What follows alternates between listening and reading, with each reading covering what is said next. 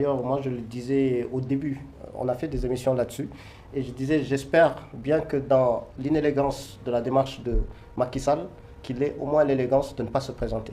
Bon, il n'a pas eu cette élégance, donc il a été, et c'est là un pays, il y a eu quand même 20 pays qui se sont manifestés, et ça montre tout simplement la déchéance de ce président, que l'Union africaine au moins a sauvé les meubles, parce qu'on ne pouvait pas se permettre d'aller quand même à l'ONU et devenir la risée de l'ONU.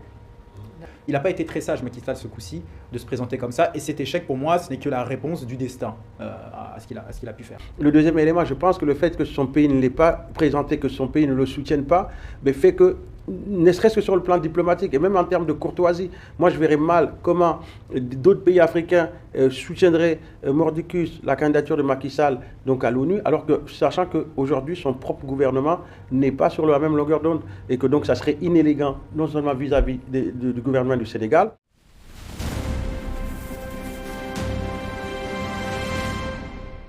Est-ce que c'était tout à fait prévisible que l'Union africaine ne soutienne pas donc Macky Sall, et pourquoi ne le soutiennent-ils pas?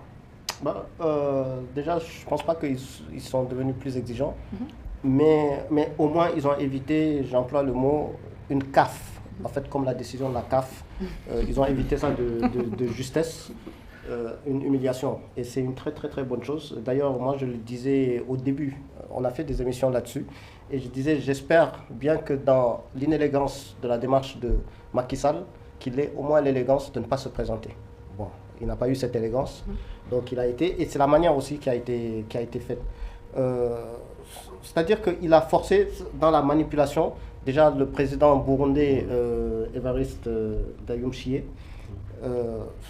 on l'a manipulé. Malheureusement... Qui a soutenu bien sûr la candidature de Macky Sall. Non, parce qu'on connaît les règles à la base même, avant qu'il se présente, on connaît les règles et les traditions de l'ONU.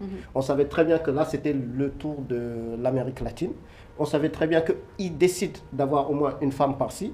Et au-delà de ça, Macky Sall a commencé à en parler lors d'une émission avec un influenceur au mois d'octobre à peu près. C'est-à-dire que vraiment au dernier moment. Au dernier moment, donc, il pose sa candidature comme le sauveur. Et même à ce moment-là, je pensais qu'il allait poser sa candidature au moment du tour de l'Afrique. Mais là, il l'a mis au moment où, diplomatiquement, dans le Gentle Agreement, d'ailleurs, le Nigeria en a parlé, mais on ne peut pas se permettre de venir bafouiller une tradition qui faisait que c'était le tour de l'Amérique latine.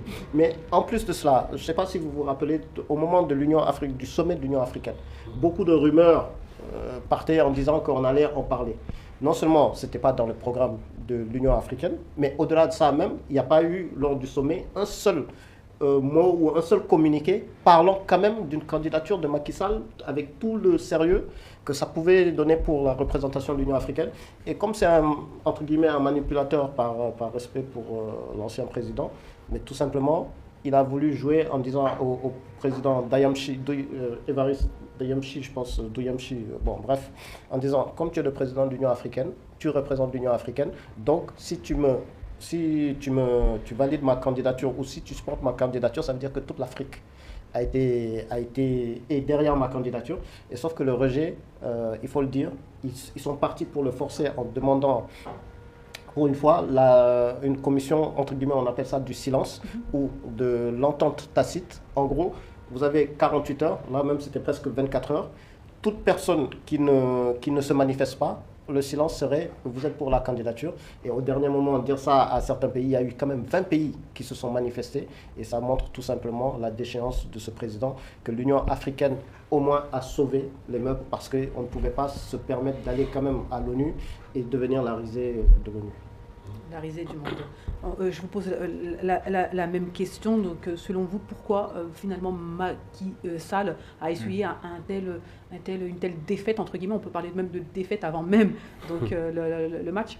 Mais écoutez, avant tout, moi, ça me fait de la peine pour quelqu'un comme Macky Sall. Ça a été quand même le chef d'État du Sénégal, même si sa fin de règne n'a pas été très élégante. Et je pense qu'il paie aussi le prix de ça. Je pense que les Africains ne sont pas dupes, ils ont vu ce qui s'est passé, notamment avec Ousmane Sonko. Est-ce que vous pensez que son bilan présidentiel a eu un impact sur finalement la situation, enfin la façon à laquelle il est traité? Alors peut-être pas son bilan global, mais peut-être la fin de son règne, oui. Notamment l'épisode avec l'emprisonnement d'Ousmane Sonko, qui était un opposant et qui était à ce moment-là le Sénégalais le plus populaire, que ce soit au Sénégal et dans la diaspora. Donc ça, je pense que ça a joué contre lui. Et c'était pas le moment pour lui, au regard de tout ce qu'il a traversé, de se présenter à ce genre d'échéance. Moi, je vois des profils comme quelqu'un comme Patrice Talon, qui aurait peut-être pour moi un profil un peu plus crédible, ou par exemple le président João Lourenço en Angola, dont le mandat se termine l'année prochaine, qui sont des hommes de paix, assez plutôt bien réputés à l'échelle internationale et en interne, qui ont des profils de se présenter comme ça et de faire l'unanimité. Donc, il n'a pas été très sage, Macky Sall, ce coup-ci, de se présenter comme ça. Et cet échec, pour moi, ce n'est que la réponse du destin à ce qu'il a pu faire. Vous en pensez quoi, docteur Camara, concernant cette candidature donc à la présidence de l'ONU?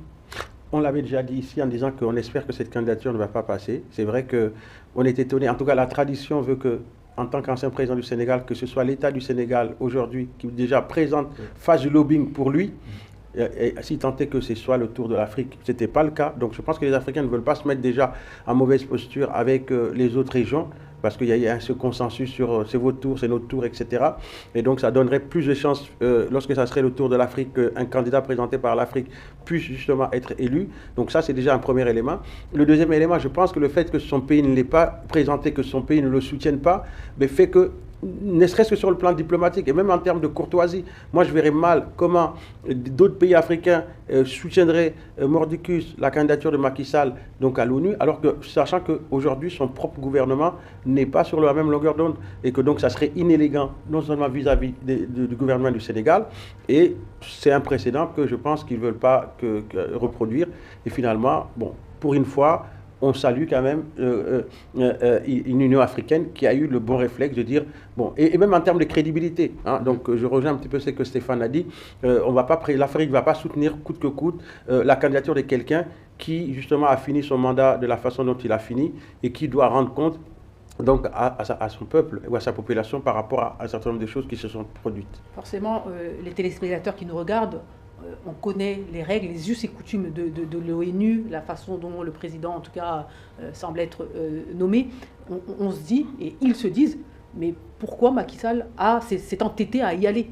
Donc, est-ce qu'aujourd'hui on peut y répondre et on peut avoir un semblant de réponse? Est-ce que c'était la soif du pouvoir, la soif d'avoir un autre mandat honorable, respectable? Pourquoi Macky Sall s'est-il entêté? Je pense qu'on ne saura vraiment jamais parce qu'on n'est pas dans sa tête, mais par contre, ce qu'on peut essayer d'analyser à la lecture des événements, c'est peut-être qu'il y a eu une sorte de sursaut d'orgueil. Il a quitté le Sénégal par la petite porte, il s'est même exilé, il est parti même vivre au Maroc. Voilà, vous savez, quand on est passé par la gloire comme ça, c'est pas facile.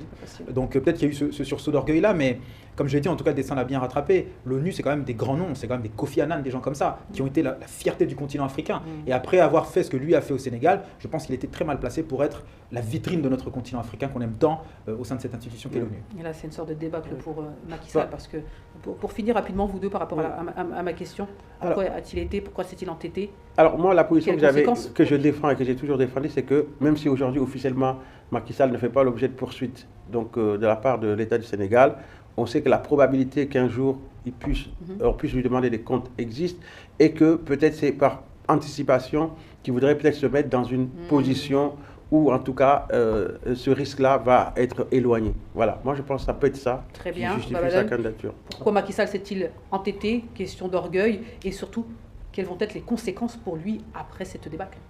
Je pense aussi qu'il y a ce que disait le professeur, mais pour moi c'est plutôt une ambition personnelle. Je me souviens que lui, il a vraiment des ambitions. Il a été président de l'Union africaine, il a été président du Sénégal. Et en 2021, quand il y a eu les éclatements des manifestations, on entendait parler le président n'a qu'à chercher à sortir par la grande porte 2021, parce qu'il a un destin international, et on parlait de l'ONU à cette époque-là. Et donc voilà, c'est une personne très ambitieuse qui est capable de mettre des pots de banane pour atteindre son objectif. Quelles conséquences pour lui, une somme de terme, Baba? Des aveux. Des aveux total, et les masques sont en train de tomber, il est comme ça. Voilà. Exactement. Voilà.